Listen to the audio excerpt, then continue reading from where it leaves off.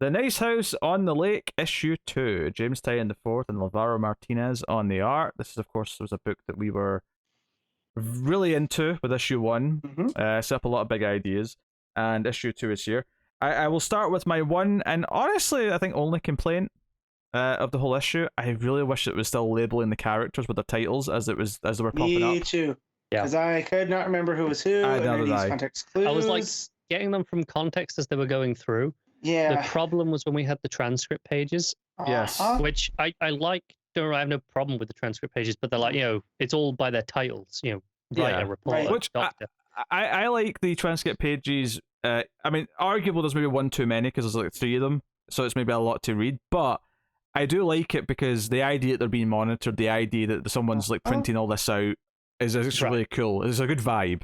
The problem that I have is, so they're still just talking. They're not using the titles in the dialogue of the transcript, but it's written as a transcript from the titles. So it's they're talking about like Rick and Sam and and I'm like, but I don't remember who is who to match up to their titles. Right, and there's so many of them that you're not sure who they're talking to bring that. Yeah, so because if it was only 5 or 6 characters, I think you'd get onto it pretty fast. But because there's like 12, it's quite a lot. I forgot the name of the artist, but I remember she was our main character in the first one. Yes. Yeah, and even then, I was like, "Is this the one with the blue hair?" Like, I feel like with a character with this many books, where it's not like superheroes where they all have distinct costumes. Like, you really have to. And they've given us these titles that are actually easier to remember, but they have to use them more. They have to actually label them. What we need is, how like old superhero comics, say older used to do, like all the faces at the start. Yeah. I mean, hell, Bendis Justice League's still doing that. Yeah. Is it? Yeah. Yeah, but now it's kind of a throwback thing, right? Yeah, but I mean, yes, it would be useful here.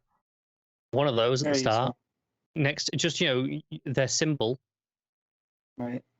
I don't think you need to put their faces because we'll match the faces through dialogue naturally. Right. But if you just put their symbol, the title, and then their name, just on on the first page, you can even still do it in like a fancy layout and do it in a circle or something. That might be a bit Wicked Divine actually, but you can do something with that. Yeah, I mean, it was just the one key thing. It's almost like because of that, I can't really gauge the characters on like an ongoing way yet. They're still just kind of a group of people to me right now, as opposed to like really knowing who each of them are individually. Right. Well, and it helps that the writer Nora had their hand, messed up. It does actually help. So, yes, the one with the broken hand. Yeah. Yes. Yeah. So that helps. But like the one that went to talk to them, I don't know their name and I don't know their title. Yes. So that said, the dynamics between everybody is really the star of this. The dynamics are great, and the idea that is it Walter is the actual alien? I know that one. Yeah. So the idea that we get a flashback at the start, whoever, because our character that we're focusing on in this issue is the man of the couple, and he seems to be remembering this time in college where Walter was like feeling down and didn't think anyone liked him, and he kind of gave him a pep talk about it. But throughout this issue, we see that he kind of appears to him in the mirror, but he's still kind of like deformed, like he's all in split up and kind of like weird looking. Yep. And by the end of the issue, he's kind of like convincing his wife that we should still stick to the itinerary that he made because it'll keep us sane if we have a kind of schedule. And because we see the schedule as a page that's devoted to the schedule, which is like, hey, each night's a movie night, and it's like Wednesday's Western night, and this day we do this activity. And the idea being that we have her, but it kind of feels disingenuous because again at the end, after he's had this conversation with his wife, you see him looking at Walter again, and Walter's like standing there watching, like he's influenced this, like he's speaking through him. Feels like the illusion of free will. You guys can do whatever you want as long as it's this thing. And yeah, so Connor called him an alien, called Walter an alien. Yes, but I'm getting God vibes here. Just with this whole issue, and I feel like this issue is almost about faith in general. because they talk about how each of them encountered Walter and how they kind of fell out at certain times, and they all have different, they all have different relationships almost. Like, yeah, I remember him from childhood, but it was weird that he came back into my life when he did. And at the end, that this pianist, right, is almost kind of like, well, we should just follow what Walter says, and maybe it'll be for our own good, which is almost like looking at something, like a certain book or whatever as kind of guidance, and it almost makes you feel like these are almost the seeds of zealotry. I mean, even if he's not literally a godlike being, he's just an alien playing God or whatever. Like, I think that analogy and exploring those themes of how these characters treat what effectively their new god has told them are the rules, and that this is their new Eden, and that they may or may not, eat the forbidden fruit, as it were. I think that analogy makes still stick throughout this. That may still be a very good piece of analysis. And just like, and the artist here already trying to piece things together, right? She starts drawing their different kind of what their labels are and stuff. And then as they start going through the house, they kind of realize that everything they kind of ever wanted is there. Like all these books are books that Walter told Nora to read when they were teenagers. And it's almost like, well, why is all of this a lot of name dropping in that bookshelf as well, if you pay attention to the names. I definitely had a good look. From Hell was there. I noticed a few. Well, The King in Yellow, which is a big, isn't that a Lovecraft story? Or at least based off the Cthulhu mythos. So I remember that going around during True Detective.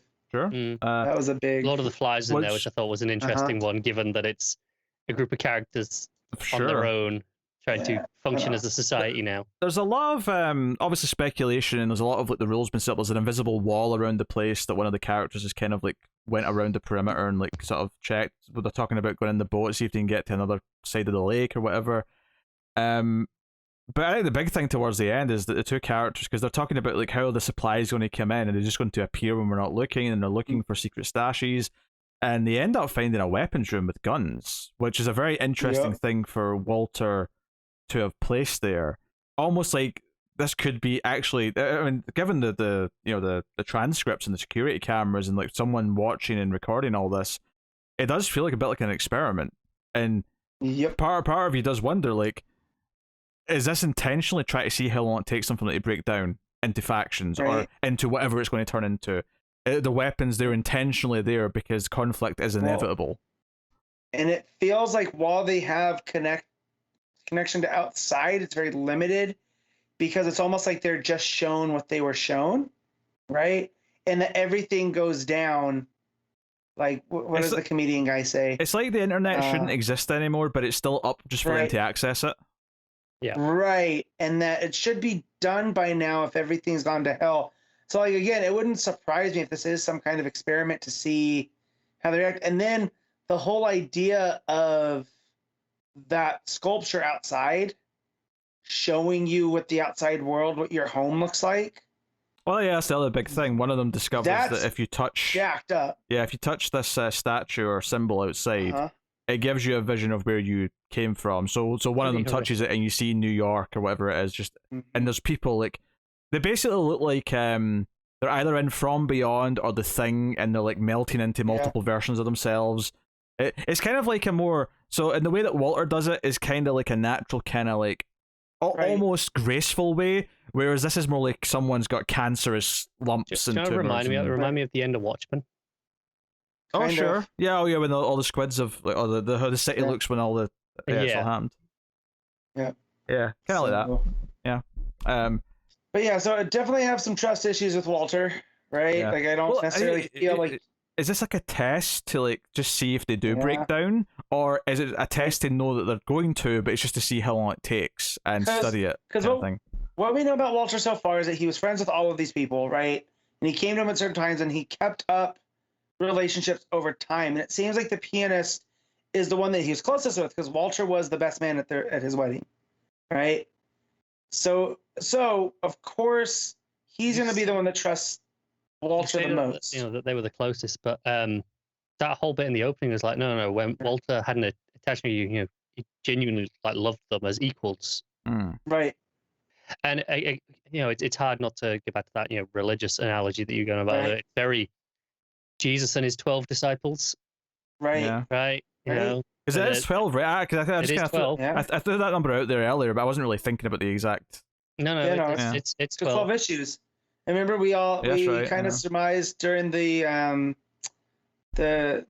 solicits that each of those ones is going to be, each issue is going to be a different of these characters. It also makes me wonder, like, is there? So I mean, obviously there's something at least high tech or supernatural going on with Walter, but it does kind of make me wonder: is this just a test by other humans? That this is all just like it's not real. Like this, like that's what I'm talking about. Trust issues with Walter, like because like you just said, the internet's not working, but it is working, and it all feels like they were just fed something that when they get out, it's going to turn out like, oh no, y'all just tore yourself. It's like Lord of the Flies, right? Yeah. Connor brought that up. Like in the moment, these children think this is an apocalypse, but when they're saved, Earth or the world outside of that island still went on, but this house is almost built to keep them there. And keep in mind though, we know from the prologue scenes, both in this one because the guys get long hair, and the last one with the gun and sitting in the steps, that they're here for a lot. Some of them are here for a long time. Like they're here until at the very. I mean, it's not grow up because they're all adults already, but they're here until their hair grows out. They're here until the guys have beards and whatever else. So it'll be a couple months, right? At the least.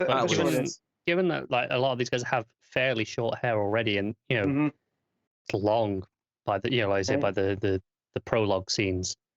That's not something that's just a couple of months of growth. That's it feels like years. Yeah, it feels like some of them are going to be here for like 5 years or 10 years. It does feel like a big time span they're stuck here. So just I also can't get over the art, how it gets like the stillness of the house on the lake right at the title page, and then just the sheer chaos when it needs it, right? Like Uedo's so good at that balance. There's a page with I think it's with the pianist. It's intercutting like the pianist, with the just playing, just on the hands on the keys, right? And the rest of them are out by the statue. Yeah, and it's really scattershot, like the layouts. It's kind of a little bit, almost all over the place in terms of the panels, very frantic. But it's a fantastic page. Yeah, I'm not putting money on like any outcome here. Like I'm suggesting different things that are coming into my head because I feel like they're all equally kind of possible. I think after this one. Well, I was just gonna say, I think there's something about everything, like the idea that they've even set up this entrance like symbol to like give them this vision of like where they came from. Everything feels like designed to convince them that it's real, which makes me go. It almost feels too much. It almost feels like.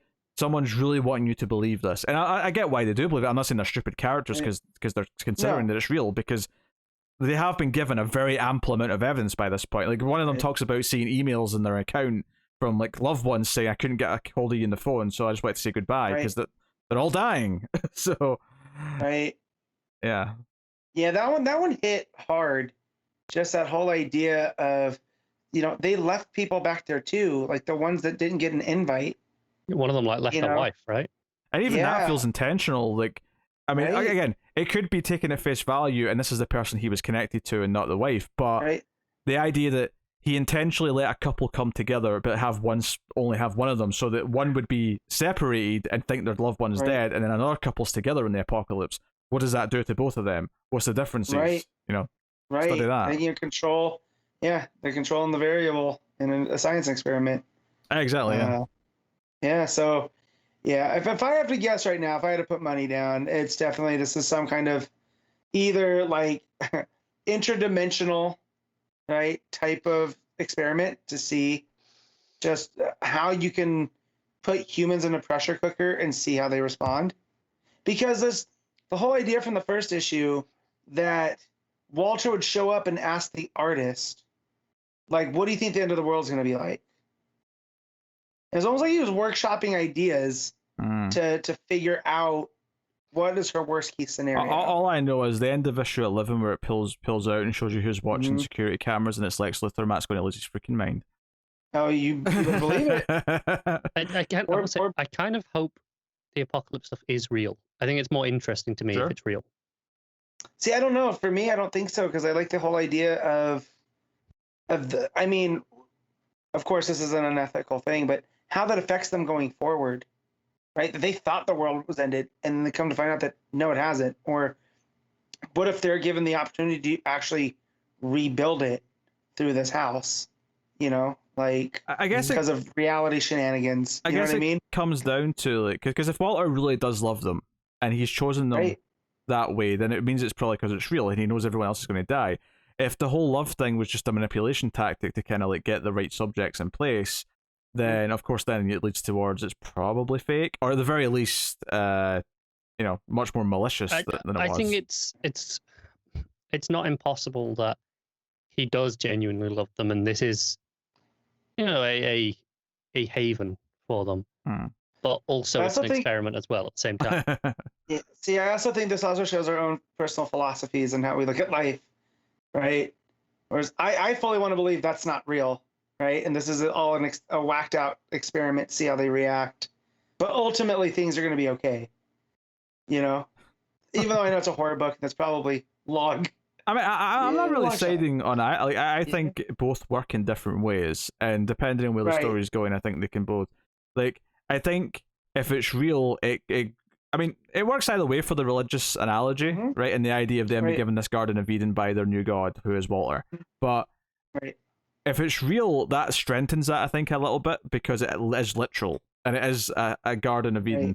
And what happens when they do eat from the forbidden fruit, and maybe even these glimpses of the future are after that. This is why things are so bad in the future.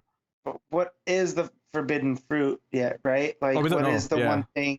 Right. What is that one thing that people tell them not to do? The forbidden fruit is leaving the house. Right. But it seems like they can't leave even if they want to, because that one character said that they walked around and it ended up just back into a circle. I'm assuming maybe they find a way eventually. One of them does. Maybe. And maybe not all of them leave. That's why some of them are still there. Well, they just found a room full of explosives. Maybe throw some bombs at it. Yeah. Right. But also just the whole feels very Old Testament, the way the world ended. Oh, sure. Just and whatnot. So maybe Noah's Ark is in play here, right? That kind of vibe. There's a real mix of different religious analogies going on at the same time. Yeah. Right? Yeah. It totally is, but I think what's so great about it is that that's all there to study and analyze, but at the same time it feels very science fictiony with with the security cameras, the transcripts, the monitoring. It all feels very very cold hard sci-fi in a way as well, which is quite interesting. Right. But I always feel like the best sci-fi, right? It flips a mirror onto that type of stuff. Yeah. Twilight Zone and whatnot, and belief systems, and what if we're all wrong? What does that mean? And that's almost at play here, because I feel like there's so many differing viewpoints here, because we have the pianist, right? The two characters we've got really to meet is the artist is kind of like, I don't know why he would have picked me. We weren't actually that close. Like, sure, we would talk, and then the pianist is like, oh yeah, he was my best friend. Just those two being the first two out the gate, they're so different. And what does that mean? But maybe that's intentional. Two extremes at the opposite ends of the spectrum, just to really set. I just don't know who's next. Whose viewpoint are we getting? And I'm sure you could look at the solicit and find out. I think you could. Know, but if you really wanted, you could just look at the cover for the next issue, and because the covers have the symbols highlight, don't they? Yeah. Right. And then cross-check which symbol belongs to who, because I don't remember that off the top of my head. This is, but here's the thing. It's fun sometimes just to have the mystery. At least that's how I feel. Sometimes when things are answered, it's not as fulfilling as just having that mystery out there. I mean, the book's still excellent, of course. The art is still very moody. It's like I say, the vibe is off the charts, and those pages of the transcripts really give you this idea of they're being watched, and not necessarily just by Walter. That remains to be seen. at this point. Walter might just be the representative for whoever this group is. Whether they're aliens, whether they're godlike entities, whether they're trans-dimensional entities, whatever it may be. But it's keeping the interest peaked. And the fact that we can sit and theorize and talk about what things mean is always a good sign. Matt, what are you giving issue 2 of Nice House on the Lake? I'm giving this one a 9. Connor? I'm going to go with an 8.5. I'm knocking a little bit off for not having the names and making me have to really figure it out.